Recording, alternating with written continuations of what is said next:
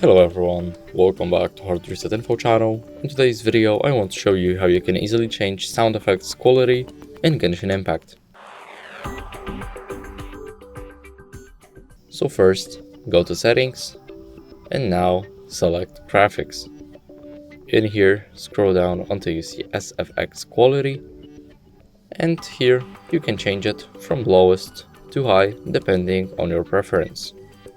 Thank you guys for watching, make sure to leave a like, subscribe, and see you in the next video.